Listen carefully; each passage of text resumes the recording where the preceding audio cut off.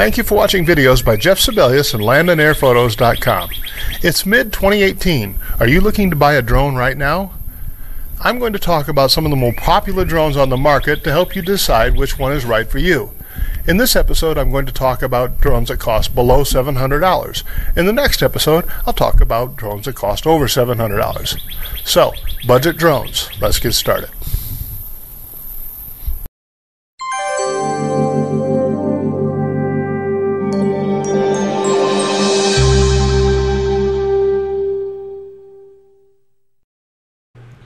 Before we get started, this episode is part of an entire series of videos designed to make you a better, safer drone pilot. If you want to learn about drone flying, take this opportunity to subscribe to the channel. Just click the little cartoon Jeff on screen right now to subscribe, and hit the little bell icon so you'll be notified when I post again. So you're looking to buy an aerial video drone. Maybe it's your first one. You've got a lot of options to choose from, and it can be difficult to decide which is the right choice.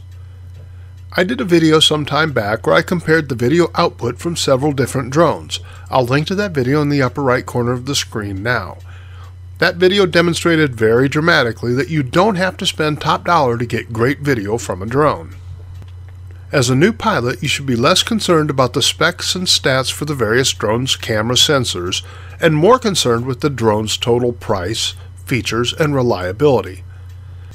With that in mind, I'm going to run through some of the more common drones you can buy in mid-2018 and give you the pros and cons of each. Let me start with a brief summary of the top brands of drones. DJI is the big dog in the drone market. They offer several different aerial video drones ranging from $500 on up. The strengths of DJI drones are, they have the best feature sets of any brand, from intelligent flight modes to obstacle avoidance. They offer the most options for customizing your system to do exactly what you want as well. They can be the sportiest drones you can find, flying up to 30, 40, even 50 miles per hour based on the drone you get. The weaknesses with DJI drones are, they require you to have a separate smart device like a cell phone or touchpad, and DJI's Go4 app has problems with most of the devices on the market, it seems. You have to get a high-powered smart device to use with your drone, and then hope it doesn't become obsolete the next time it goes through an OS update. And that's part of the next problem with DJI. When you factor in their pricey batteries and the costly smart device, their total cost of ownership tends to be more expensive than the other brands. I said DJI drones are the most customizable drones on the market, which is good, but they also tend to require more tinkering and calibrating and firmware updates than the other drones, and this can be a real pain in the ass. Finally, DJI doesn't have the best reputation for customer service, but I think this is changing. I recently had a warranty issue with a Mavic, and I shipped the drone in and received a replacement in under a week. That was impressive.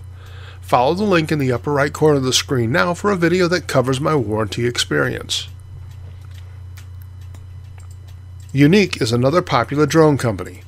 They have 3 consumer-level drones, the Breeze, the Q500 4K, and the Typhoon H. Yuneec drones are remarkably smooth. They truly are a tripod in the sky. I personally like the colors I get from my Yuneecs better than what I get from any other brand of drone. Yuneec remote controllers have a built-in view screen, so you don't need a smart device. This makes them cheaper and far less likely to have app crashes than DJI drones. No firmware updates have been issued for the Q500 or Typhoon H in over a year. The firmware they have now is extremely stable and trouble-free, which is a refreshing change from DJI. The downsides of Yuneec? Yuneec drones have fewer features, generally speaking.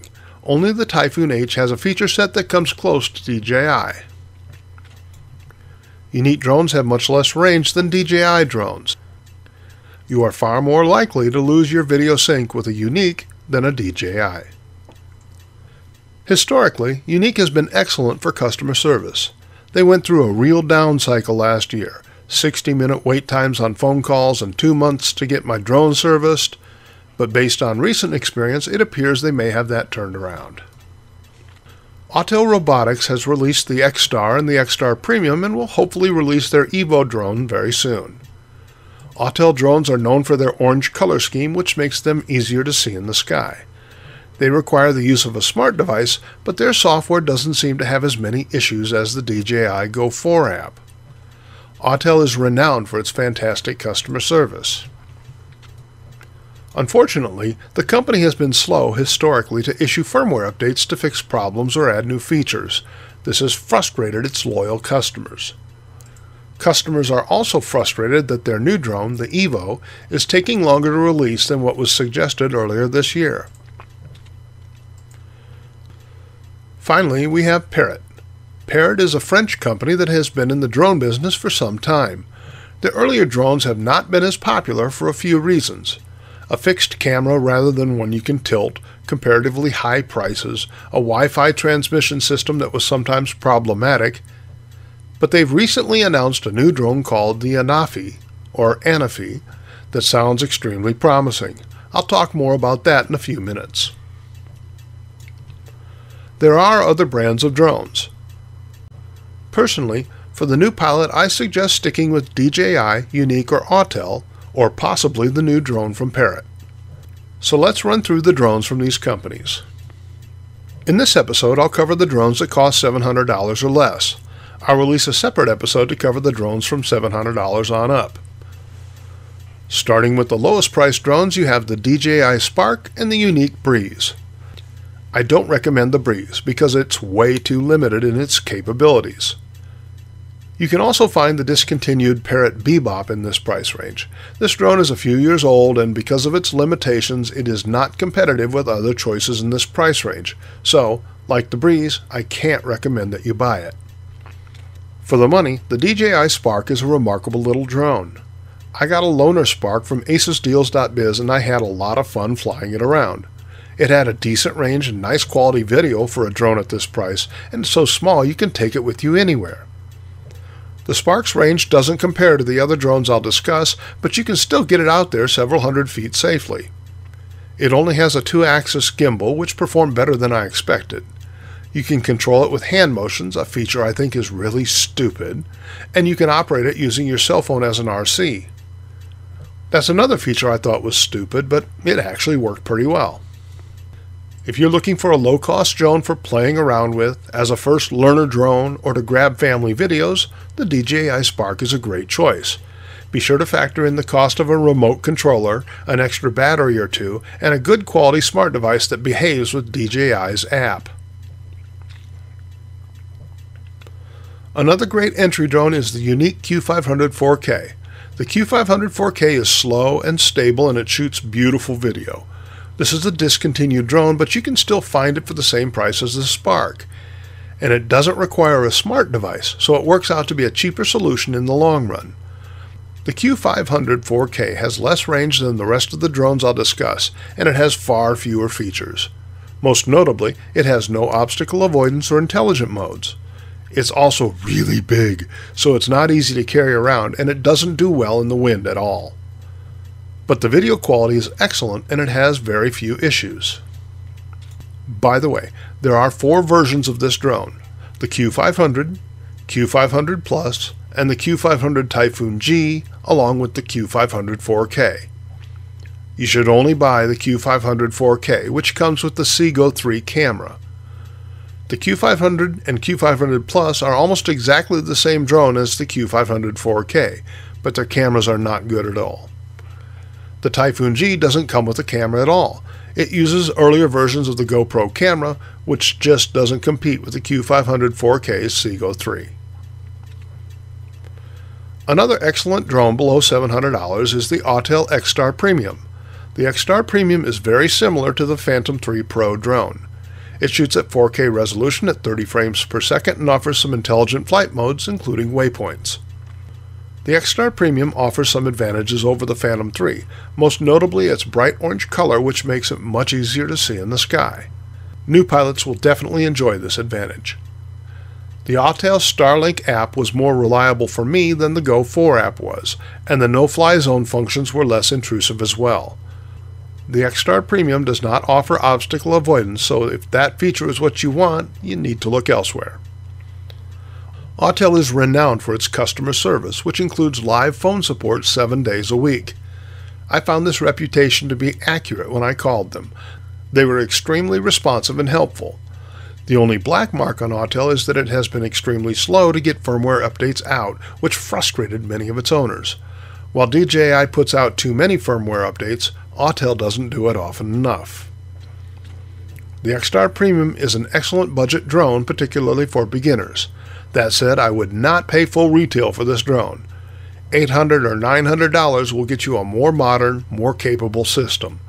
But you can get the X-Star Premium used for around $500 or $600. Watch the Autel Robotics website. Periodically they sell refurbished X-Star Premiums for under $600 with warranty. If you do buy an Autel, be sure to get the X-Star Premium instead of the X-Star, and I recommend the orange version over the white. Autel has a new drone coming out that sounds very promising. It's called the Evo. It will cost more than $700, so I'll cover that in the next episode. Finally, I must talk about the new drone from Parrot called the Anafi, or the Anafi, or the Anafi. Even their employees don't have the name consistently right on their promotional videos. Their French employees call it the Anafi. If Parrot doesn't get the name right, it sounds like they may have gotten the drone right. The Anafi is a 4K drone that is foldable.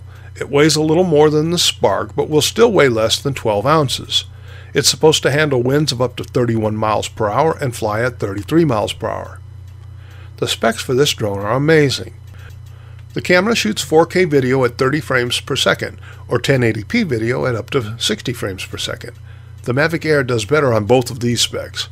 But the Anafi is the first drone on the market to shoot HDR, or high dynamic range video. It also features a zoom capability of up to 1.4 times at 4K or 2.8 times at 1080p with no loss in image quality.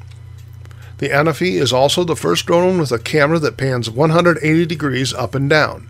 You can point the camera straight up and pan all the way straight down. Even the most jaded DJI fanboys are acknowledging that this is a brilliant innovation.